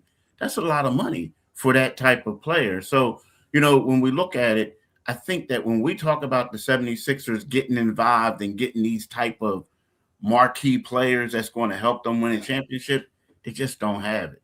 I mean, you can lump Maxey into it. You can lump Edgecombe into it.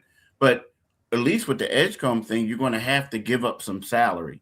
And maybe if Paul George was on an expiring contract, then maybe you may do that. But if he has 2 years left, I think it's kind of hard for you to say, I'm going to take on Paul George's contract at this particular time. You brought up Joel Embiid. I think it was a week ago, maybe 2 weeks ago. He was asked about the trade deadline after a game at home. And he's, kind of said that I don't really want this team to, I want this team to help us and not go under that luxury tax. And I'm asking that and saying that to say, what is the morale of the team, you think, right now? I mean, it seemed like a lot of guys were bummed out that they traded McCain. And that doesn't mean it's the right decision or the wrong decision, but what do you think the morale of the team is right now? Because you also don't have Paul George as you're trying to make this, hopefully a championship run here in the East that looks wide open. That's a great question. I think that when we watched when I saw the Lakers game afterwards, and I'm looking at how the guys are on the sidelines, how they're having fun, they seem to be upbeat and they were having fun. I think that they realize that, it's one of those things where you may have to do circle the wagon type thing. But I do think that the way that it went down, it's going to be tough for some of these guys, like the process. Like, for instance, Joel Embiid came out and said, hey, look, let's keep us together. Let's probably, if we're going to do something, let's add something, right? Because they did have an open roster spot that they could have added to.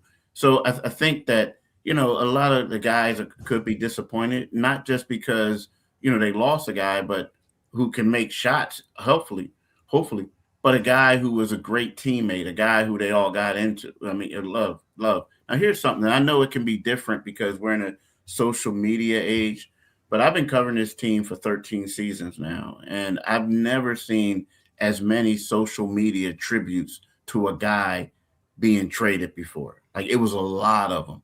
And on top of that, I've never seen a player like Tyrese Maxey come out and say, this one right here hurt, right? It hurt. And they're just trying to get retweets, Keith. Like, we know Jared McCain is so popular on TikTok. They're just trying to up their I hope. Yeah. I don't know, man. I don't know, Jeff. I don't know. I've been around a lot where locker rooms can be a little toxic, and where the Sixers in the past had chemistry issues. Jared McCain is a guy who a lot of these guys liked, and maybe can say you want to get retweets, but I don't think that I'm joking. Yeah, I'm joking. Yeah, but I just don't think. I think that this one touched them. Now, again, can they move on? Can they regroup? Can they play? Yeah, I think they're professional enough to know that, and they know that this is a business. But I think the way that this one went down, especially when you have, now we can say whatever we want, but especially when you're playing as well as you are, and you have your franchise players say, hey, look, keep this group together, but bring in an additional player to help us out, right? And then you go ahead and you just so happen get below the luxury tax by getting rid of one of the favorites in the locker room. And this is the fourth season that something similar like that has happened. If you're on the team, you're looking and you're saying to yourself, do they really want to win here? You know what I mean? Do they really want to win? So, and again, they can say whatever they want, and who knows? People are going to disagree. Some people are going to say they're being truthful. Some people are saying they're trying to spin it, whatever. But the thing is, it happened 4 years in a row. Yeah. And you just wonder how the players are taking it after. Yeah, and I think that's a great point. I do say, and it kind of goes back to the original thing. It's okay, if you're going to do this so-called 3-team trade where you have something lined up, okay, if you can move McCain, you bring those picks, use it somewhere else. At the same time, if it's not there, you can't force it. And I feel like the Sixers, similar to me, it's kind of like the Iverson years where they're trying to find all these different guys. They would try to find all these different guys that could play with Allen Iverson, and it just wasn't working. Okay, they got to the finals in the 1 year, and we just celebrated the 25-year anniversary of the 01 team. But it feels similar to me with Joel Embiid. I mean, they're trying all these different guys, from Paul George and James Harden and Jimmy Butler and all these different guys to play around Embiid, and they just can't find that perfect combination and really just find, this nucleus where they can just run with it, gel together, learn how to win close games, learn to have that chemistry together. And I agree with you, just watching them play this year, and you're closer to the team than I am, but watching them play this year and seeing what goes on, it just feels like there's more chemistry this year. It feels like this is a better thing. At the same time, Can this team win? And Daryl Morey yesterday said that he believes that this team can make a run. And I do still wonder, okay, the East is wide open, and I'm not buying the Pistons per se, but I still have an issue saying when it push comes to shove, who's your killer? Who's the guy that's taking that shot with 2 seconds to go? You're down one in a close game, in a playoff game. Like Joel Embiid has turnover issues in the final seconds. I don't think they're a great team in these clutch, crunch time moments. I do wonder, like, who's your guy? Who's your go-to? But do you believe this team can make a NBA Finals Eastern Conference run, get past that second round? That's a great question. Like, this is what I would say about this team. I think that this team is the most dangerous team in the NBA, right? Why? Because I feel like on any given night they can beat a team, but at the same time at the same time they can lose to any team in the league as well. So that's the crazy part, right? I mean, when you look at it, I think though when you look at the 76ers, you have to say that they do have a chance because of that dangerous part. Just because if Joel Embiid is playing the way he's playing, right? And it takes a lot of the pressure off of Tyrese Maxey to try to have to carry the team. And then if Paul George, is out there when he gets back and he's doing the things that he does as far as providing quality D and facilitating and being his role. And then you add the VJ Edgecombe effect to it and the Don Barlow and Kelly Oubre and guys like that. I do think that they have a chance. Now the scary part to me is, like, again, whenever you get a totally bought in with the Sixers, sometimes they give you a reality check and then they suffer a bad loss, right? Or an injury. Yeah. And that's the most important thing, the injury aspect. And that's why I think there are some people are not committed to saying, oh, yeah, they can go all the way. It's always like they can go all the way if Joel Embiid remains healthy, right? Or they can try to get out of it. But the scary part is that, and I know that Daryl Morey said a lot of these moves didn't move the needle.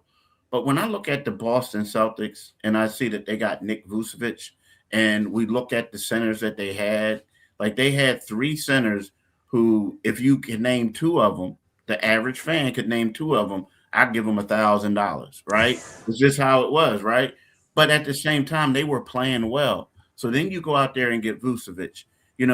Some people might say what they want about James Harden, but James Harden is a guy who's a point guard that loves giving up lobs to players and doing things. So I just feel like teams made upgrades and the Sixers didn't. So what that does is it puts more pressure on the 76ers team to stay healthy. And when we talk about Jared McCain and we say like some people may feel the way they feel about him, what happens if Tyrese Maxey or VJ Edgecombe or Quentin Grimes, one of the three guys, get hurt?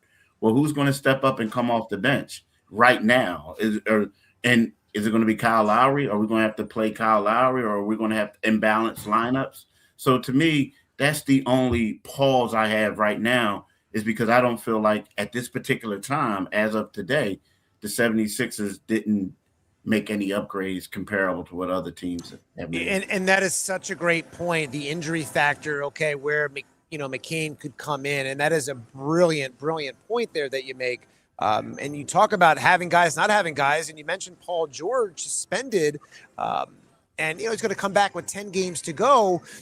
How much of a challenge do you think it'll be? Because we talked about all the changes this team has made over the years, trying to find the right combination with Joel. It seemed like they had the chemistry, as you mentioned, that was just really just going forward. And as Brett Brown used to say, deliver a team to the playoffs. Well, now you have this just kind of like punch in the face with Paul George. How do you think he's going to be able to get back and return to this team? And then all of a sudden they're going to be able to gel with 10 games to go and figure this out to hopefully make a run here. Yeah, it's weird because, when we talked about Nick Nurse, all he wanted was to have the big three out there gelling together. filling out a role, doing things.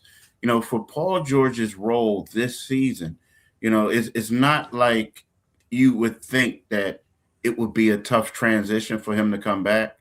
But at the same time, you do want him out there just getting these quality reps. I mean, to a point, think about this. Before, they were staggering him and Embiid on back-to-backs, depending on one guy would play one game, the next guy would play the other one. They scrapped that. What they did is they had them both miss the same game and then come back with it, right? So I do think that even though the stuff that Paul is doing as being a third option and a defender or fourth option, you may think that is seamless, but I do think that they are going to miss him because the thing is, it's not just about Paul, it's about establishing the role of Don Barlow moving forward and establishing the role of Kelly Oubre, right? Both of these guys are playing extremely well, but you have to figure out which route are you going to go. And the one thing that we saw before Paul was injured was we saw that starting lineup was getting destroyed on the glass, right? So they were going to tweak it a little bit. So whereas one of the guys were going to come off the bench, and then what happens is with that being said, you need that person X amount of games to play that role to get used to it. All right, so I'm going to put you on the spot. Final thing for you. Did the Sixers finally get out of the second round of the playoffs? Man, that's you know what? That's a tough one, man. It really is because it's. Oh, I was hoping for a simple yes. But I'll say a tough one. But I'll probably say no. Wow. Yeah. I mean, wow. But it also is dependent on where they go, right? I mean, I do think that they can beat Toronto if they match up against them, right? Or whatever. You know what I mean? Maybe the 2-3 seed. It's tough, man. Jeff, it's really tough because right now a lot of that is. If you say that Joel Embiid is healthy and Paul George is a good mix, I say, yeah, they have a chance. But if not, they're not getting out of the second round. It's been brutal, man. I mean, you think about it, since 2001, and they just celebrated the 25-year anniversary with Allen Iverson and that group and Pat Croce. And I just think, man, I can't believe it's been that long, which is crazy. It's crazy. Any event, Keith, great insight. I really appreciate you joining us. You do a great job covering the Philadelphia 76ers for the Philadelphia Inquirer. Thanks so much for joining us. Thanks for having me, Jeff. All right, great seeing you. Keith Pompey does an amazing job covering the Philadelphia 76ers for the Philadelphia Inquirer. And, of course, Sixers fans probably going to have an eye on that Thunder Rockets game later today at 3:30. And, of course, the Sixers playing the Suns tonight in Phoenix at 9 o'clock. And, Keith, not a fan of trading away Jared McCain. I would disagree with him on that and say, look, I understand that he set an NBA rookie record by making at least three-pointers in 8 straight games last November. He also scored 20 or more points in 7 straight games. He earned Eastern Conference Rookie of the Month honors for November last year. But outside of that, again, I'm not a fan of Jared McCain, and I know he's a good guy. I know he's fun. He's a great follow on TikTok and all that other jazz, and I know that his teammates like him, but I just don't think he's a part of this nucleus. He's not playing. He's not in the rotation. When he is playing, he's just not up to speed, and maybe it's like Keith said, he compared it to his daughter's knee injury. Maybe he's just not fully there with the knee injury. He had the thumb thing, but a sophomore season has tested him in a lot of ways. He's had a lot of conversations with management, with the Sixers and Coach Nick Nurse about, being mentally ready. But I just don't think he can play. And if you're able to take those picks, turn them into something else, which they haven't done yet, but you'd like to think, okay, in the offseason or at the draft, that they'll do that. I'm all for it. And I think that they did sell high. I agree with Daryl Morey, but what Morey said, which was interesting, was that they weren't looking to trade Jared McCain, that OKC essentially reached out to them. And McCain, look, he's right now dealing with a lot of emotions. He was emotional when he found out that Jared McCain said he was emotional when he found out that he was being traded. He was on the team bus with the Sixers in Los Angeles, and he told Tyrese Maxey that he was being traded, and everyone was kind of shocked. And he said he never saw it coming. Never saw it coming. And the Sixers kind of admitted, again, they were not looking to trade him. So listen to Jared McCain. Here's McCain yesterday talking about being traded to Oklahoma City and his emotions after leaving the Sixers. No, not at all. We were all on the bus to the airport, and I just got a call and had no feeling, I didn't think it was gonna happen, to be honest. No, there was nothing, and I got the call and then just went and told everybody. I went to Tyrese first, and it was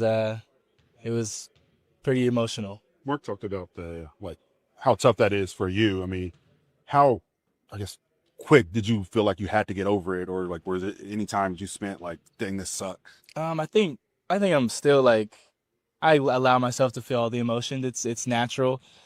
Give myself grace through this process, but you definitely you move quick. Yeah, I touched down in LA and then had to come straight here, so it's a little bit of both. I think it's a balance you got to work through, but I'm definitely still going through it and still trying to cope with it. Any Thunder players talk to you after you got the news? Yeah. They most of them texted me, just saying, let me know if you have any questions. Glad you're a part of the team. Just very helpful and welcoming just to have those people text me. Who do you think you can get along? First impression. I mean, really the whole team. I mean, Jay Will. I've seen. I mean, all of them know. I think I'll get along with the whole team. Speaking of Jay Will, I think he mentioned that him and Wiggs were like in an elevator with you in Vegas during the Cup or something like that. Do you remember anything about that interaction? I know it was brief. I mean, I think so. I do remember. I don't know what happened. I don't remember anything about that, but I do kind of recall seeing them during the Cup. Gotcha. Those two guys are out right now in terms of Shea and Dub. How do you envision yourself playing alongside and off those guys? Yeah, I think whatever coach has planned for me, I'm willing to do. That could be spot up shooting, it could be whatever it is. I'm willing to do it, and I'm just happy to be part of this culture and this program. Jared, Mark talked about you've gone through a lot at a young age. Can you just sort of summarize your NBA career? Such a great start, and then the injury wrecked it. Now getting back and playing, now being traded. Yeah. How would you summarize your NBA? Yeah, I feel like I've had a lot of experience in a small amount of time. I think I'm a firm believer in everything happens for a reason, and I've gone through the highs and lows, and there's going to be more to come. But I think just trying to stay even and trying to just stick with it, just continue to work hard and just know that it's all going to come together. But I would summarize this. I think it's been amazing. My life is amazing. I get to play basketball and get paid to do it. So I try to keep that in perspective of all times, but there's obviously little things that are going to happen that definitely can mess up that. And you just got to stay even and try to, talk with your family, talk with the people around you that you care most about. Daryl said that he probably so high on you at the deadline. When you hear that, what just kind of goes through your mind? Yeah, I mean, I didn't get to talk to him much at all when he called me, but yeah, I don't know. That's interesting. Didn't talk to Daryl Morey much about what happened, and it's this quick exit. And, you can tell there's a range of emotions there. He seems sad. He seems happy, and he's going to go to a team that won the NBA Finals. And I don't think the Sixers are in position to win the NBA Finals. There's a lot of holes. We talked about it with Keith Pompey moments ago. And, I understand McCain's, so-called excited to go to the Thunder. And I think he's going to be a good fit there. He's going to learn from some really good young players. But what about here? I mean, can this Sixers team make a deep playoff run? I agree with Keith that I don't think that they can get out of the second round of the playoffs. I just don't. And I think that Joel Embiid is this amazing player. I do. But in the playoffs, who are you giving that ball to take that game-winning shot? I mean, you see it with Embiid all the time. He's not a great dribbler. Ball comes flopping out. And lots of turnovers. They struggle in clutch, close games to win. Their record's not great in those games. And in the playoffs, you got to have that heart and that hunger and this injuries and who's playing, who's not playing. Is Joel playing? Can he play back-to-backs? How's he feeling? And I'm not blaming it all on Joel, but it's just the facts. And is Tyrese Maxey or VJ Edgecombe, are you handing one of them? Are they your killer? I mean, they haven't had a killer in my mind since Jimmy Butler. And Jimmy Butler was that killer, and you weren't able to hang on to him. And I'm not blaming the Sixers for that. I do believe Jimmy wanted to go to Miami. And I know Jimmy made this whole thing about it was Tobias Harris over me, and I think that's all baloney.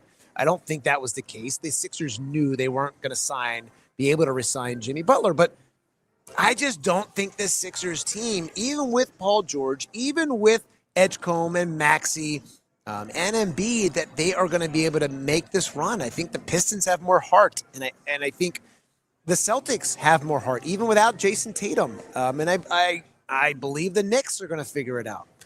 I could be wrong. I hope I'm wrong, because Sixers basketball in the playoffs could be just amazing. But Joel Embiid, he's playing really well.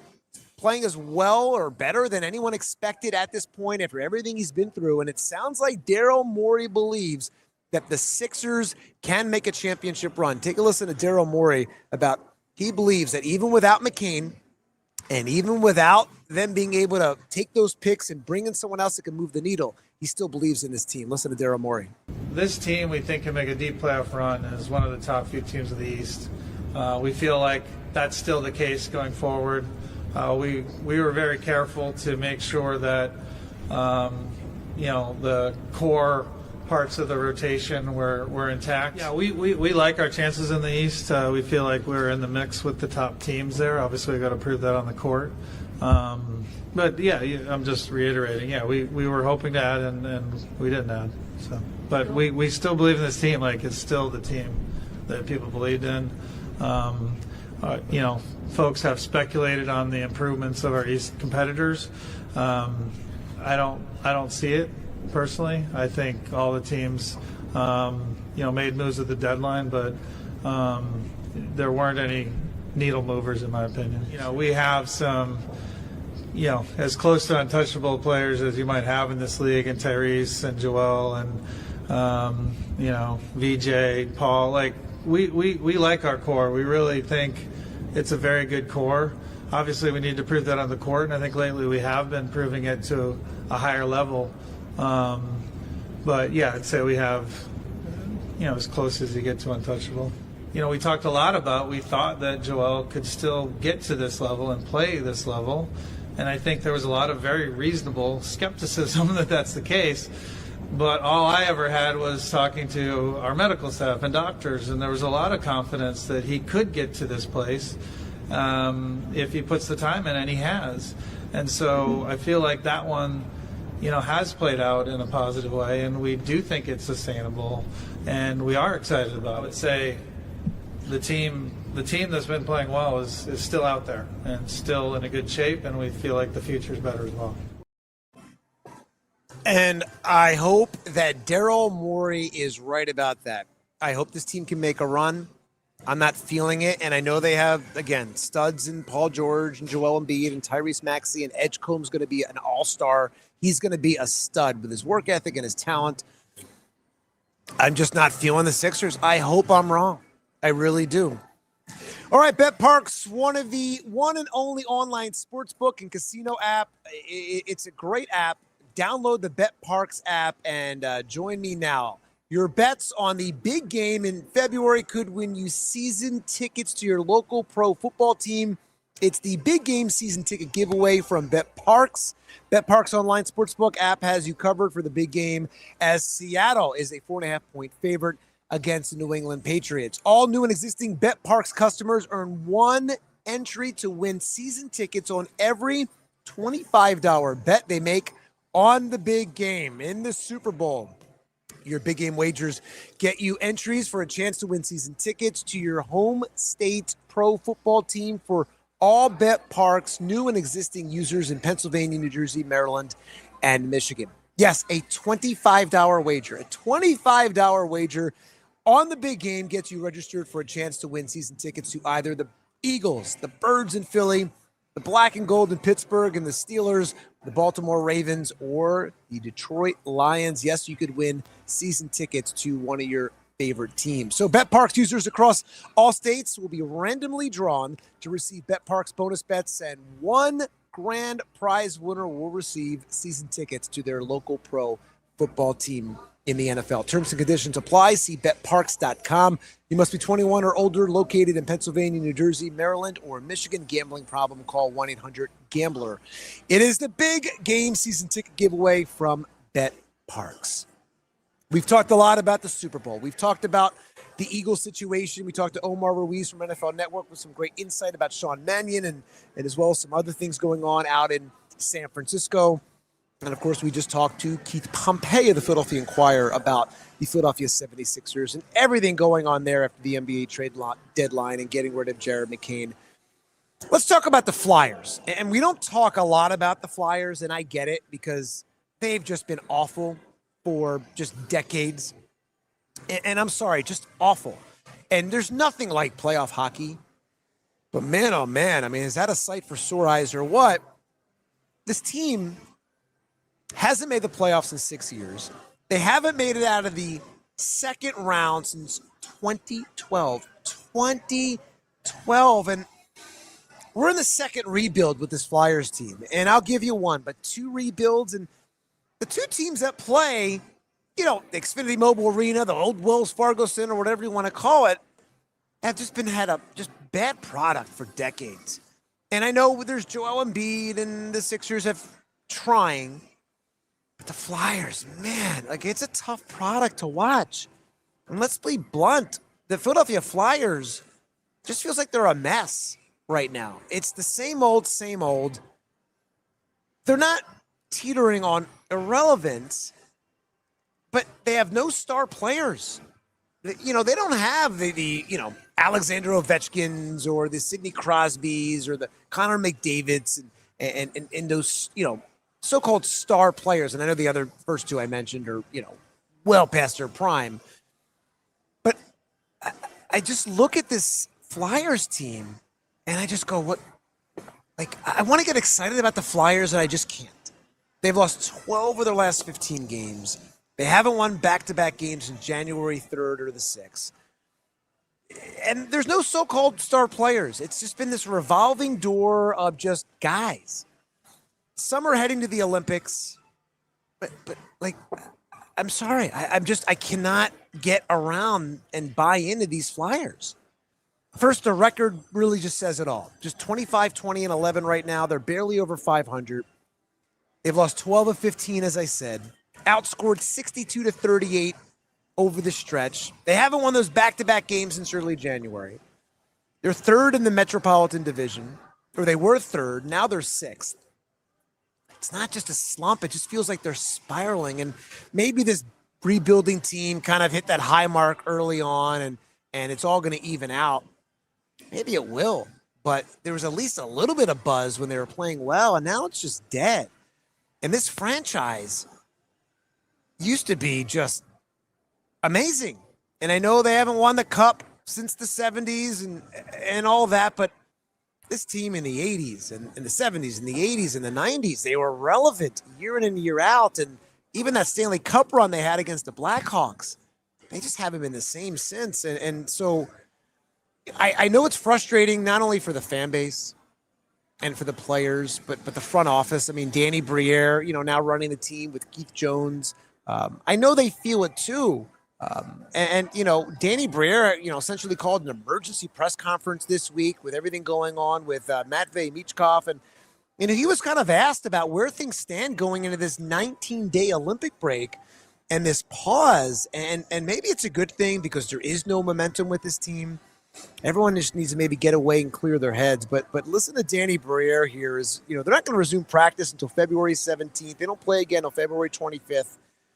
And I'm kind of like, good riddance. I mean, this team is just not fun to watch for me. Maybe you agree, maybe you don't. But here's Danny Briere and where the team stands. Just wanted to address a little bit of the noise that is going around, especially when it comes to a little bit of a rocky patch that we've hit lately. I know it's upset a lot of people, but it's just the reality of, a team growing. Early in the season, when we were fighting for one of the top position in the division, we realized that, that was probably a little ahead of schedule. It was probably getting better results that, was warranted at the time. what's happened now, the way we've been playing lately and what's happening, I also know that, it's not as bad as the way we've been playing. So we're somewhere in between all that. It's important to keep even keel. One thing I've learned, as a player, is not to get too high when things are going well, not to get too low when things are sliding. So, that's how we feel. We've said all along that, our players would tell us, when it's time, but we're, it's still part of the rebuild. We're still dealing with a young team that, is learning how to face those tough games, those tough experiences. That's all part of the process. So that's number one. Danny, can you maybe comment on what Keith said at the Carnival regarding telling the coaching staff that the young players need to play? Those are always discussions that we always have within the staff. We always talk about that, and that's part of the rebuild, right? That's everybody's aware that, we're trying to build a team that's going to be, good and contend for Stanley Cups down the road, not just to make one appearance in the playoffs and then miss out the following year. Like, we're trying to create a team here that's going to be good for years to come. So that's kind of the direction that it was meant for. And I believe Danny Briere. I covered him as a player. I like Danny Briere. He's been around the game his whole life. He knows the ins and the outs. I just don't think they have the talent, and it's not coaching. They just don't have the talent. And they keep changing coaches and to this guy, to that guy. And hockey changes coaches at a ridiculous pace. They just don't have the talent, and that's the bottom line. And the Olympic break is not going to fix this. I just don't. And maybe they're going to get hot, and maybe they're going to teeter on a playoff run. But we're in the second rebuild. I'm over it. I'm just over this Flyers team in the second rebuild here. And when I talk about the fact that they don't really have star players, their best player, in my opinion, the guy with the most talent, is having a disastrous second season. Matvei Michkov.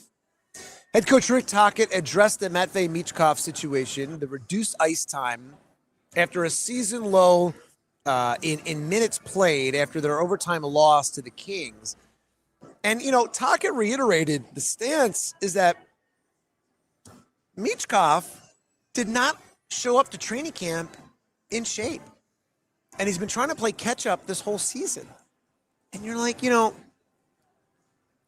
these guys, you have one opportunity. Your window to win, your window to play professional sports is so small.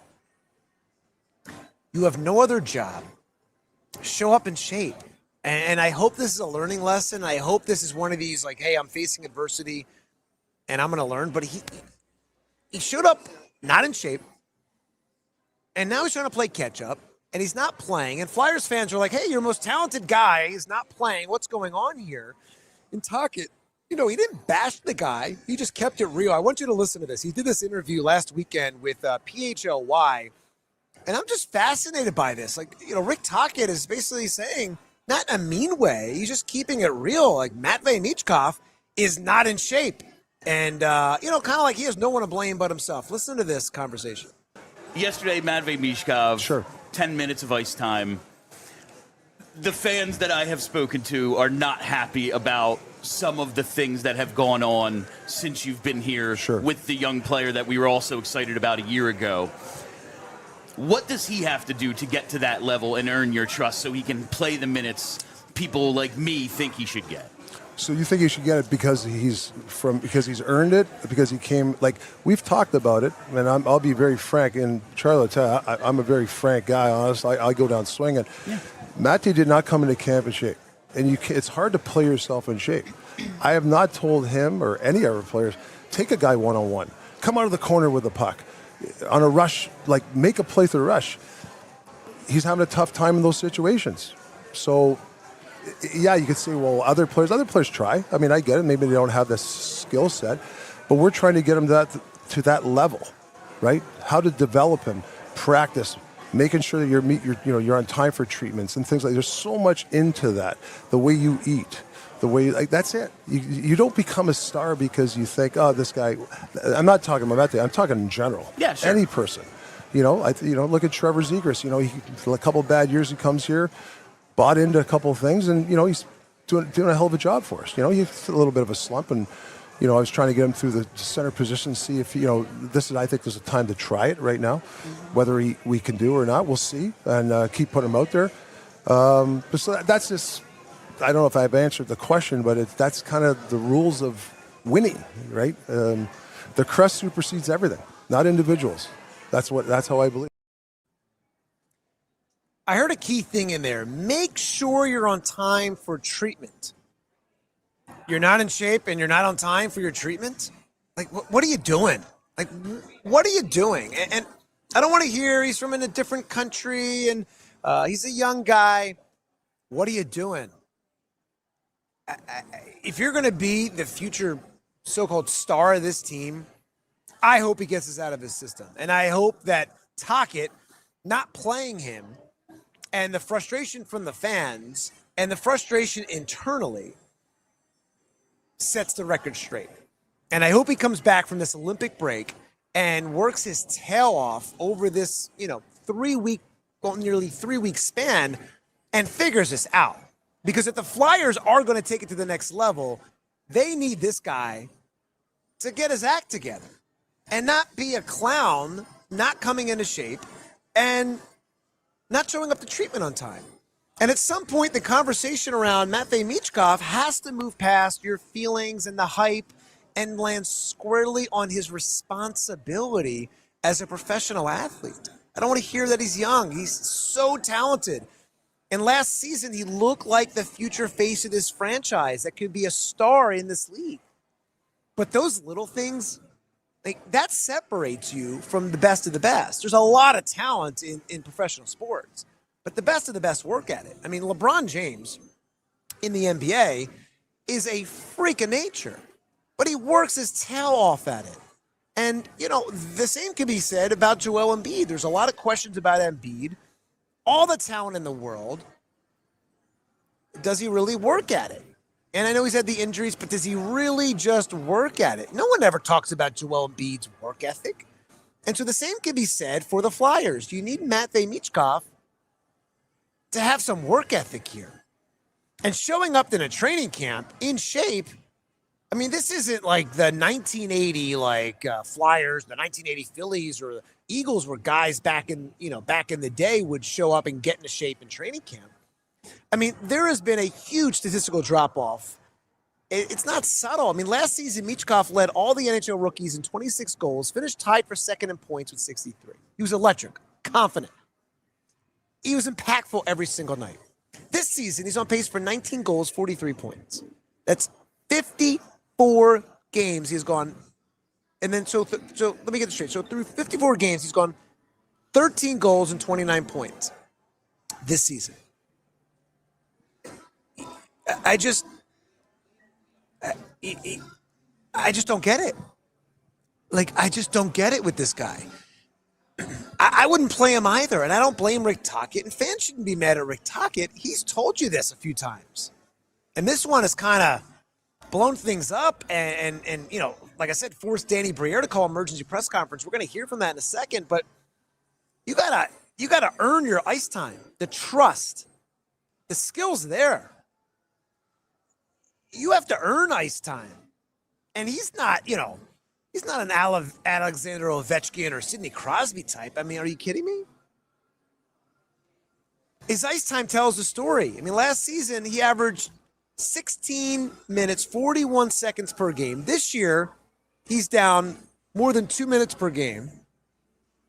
Okay, coaches don't slash minutes for fun. Rick Tocchet wants to win. Danny Briere wants to win. The Flyers, they want to win. But talent's only going to get you so far. So Rick Tocchet, very blunt, as you heard there, just about White. And he wasn't throwing him under the bus, and he wasn't being mean. It didn't sound like it was spiteful like you would hear from John Tortorella last year about certain guys. I thought it was just very blunt and very honest, and Tocchet, that's the way he's wired. And as a Philadelphian, as a Philadelphia fan base, you got to appreciate that. But Michkov did not arrive in camp in shape. And, there's been a lot of back and forth, and people are starting to chatter about this. And Danny Briere's like, whoa, I'm going to nip this in the bud. We're not trading Matvei Michkov. I want you to hear this because, Briere, back in the day, I mean, Bobby Clark wouldn't do something like this over the Lindros stuff, but Briere just kind of jumps out in front of this and is like, we're not trading Matvei Michkov. It's a situation we're going to figure it out. But even Briere said, look, this guy's got to get in shape. Here's Danny Briere. The other thing is the Rick Tocchet, Matvei Michkov that's out there. One thing I can tell you, first of all, is Matvei Michkov is not going anywhere. Let's make that clear, okay? Matvei is going to be here for a long time. He's going to be a good player here for the Flyers, and what he's going through right now is all part of the learning process. So that's out of the way. It's not going anywhere. He'll be here. He'll be a good player. You don't know what you don't know. Matvei arrived here, and him along with guys like Denver Barkey and Nikita Gurbankin, they're learning how to become better pros. Now, you don't know before you arrive to the NHL what it's like on a daily basis and the grind and everything that's attached to it. And they're learning. And that's what Rick Tocchet is trying to teach them. I've been through it. Keith Jones has been through it. Rick Tocchet has been through it. It's all part of the process. You could go in our locker room, you can ask guys like Jamie Drysdale, Bobby Brink, Tyson Forster, Cam York. They've all been through it. When you arrive, it's tough. And that's where we were fortunate. I said it a couple of years ago when Matvei arrived earlier than expected. We knew there would be some, bumps along the way, and that's kind of what is happening. The other thing I can tell you, and I talk to Rick Tocchet on a daily basis, he wants Matvei to succeed. He wants to develop him to be the best player he can be. And along the way, there's tough lessons that comes with that. That's like raising a child. There's tough lessons that he's learning. It doesn't matter if he's playing 12, 14, 16, or even if he was playing 52 minutes a night. He's learning along the way. That's part of the process, and it's going to make him a better player along the way. And Rick Tocchet wants that. He wants to be here for the long haul to lead this team. Him and Matvei, they have a good relationship. Sometimes they're fiery. Sometimes, when you're not winning, things are done and said, but they always come back to the table and they want the best for this team, and Rick wants the best for Matvei. I know there were some comments, regarding, missing treatments and from Rick Tocchet at the Carnival. Those comments were made, in relations to trying to explain how players are learning along the way. He wasn't targeting Matvei. Matvei is learning, and there's things that, have happened along the way, just like they've happened with, the Denver Barkeys, and Gurbankin, and, if you ask Trevor Zegras, I'm sure there's things like that. He's trying to teach these guys to become better pros, making sure that everything off the ice is taken care of. Treatments is one of them. Trainings, workouts are part of it. Your nutrition, getting massage to make sure you're prepared for the next game, et cetera, et cetera. So there's a lot of stuff that comes into play when you're learning to become a better pro. So that's what's happening. Don't forget that, guys like Travis Konechny has gone through it. Just a few years ago, he went from, I think, the first few seasons where he scored 24 goals, I think 3 years in a row, and then all of a sudden, he went 2 seasons where he couldn't get to 20 goals. That's how we got Trevor Zegras. That's how we got Owen Tippett. I've been through it myself. There's ups and downs along the way, and that's what, Matvei and almost everybody else, have gone through. Unless you're Wayne Gretzky, and probably didn't hit too much bumps along the way. Most players are going through it. That's all it is. And I wanted to make sure that was clear. Well, we're trying to do everything we can to help him out. I'm not going to go in details and everything that we do. That would be fair to him. But we've provided everything that can help him to become, the player he can be. And that along the way is what I was just talking about, the things that we're teaching him along the way to become a best pro. And, one thing I know about Matvey is how driven he is. He wants to be the best player he can be. He admitted himself that he wasn't in the best physical condition coming in. It's going to be tough to catch up. Now he's in better shape than he was when he arrived this season. Unfortunately, everybody is in better shape than they were training camp. So it's really tough for him to catch up with the amount of games that we have, the amount of travel that we have. It's just tough for him to catch up in season. He's going to do that in the off season. It was a good lesson for him. And it's just going to make him a better hockey player coming next year. Is there any concern that, maybe Mape didn't make the best first impression and then he might not be able to overcome that with Rick over the long term? Well, if you mean that, he showed up, he wasn't in the best physical condition, that's true.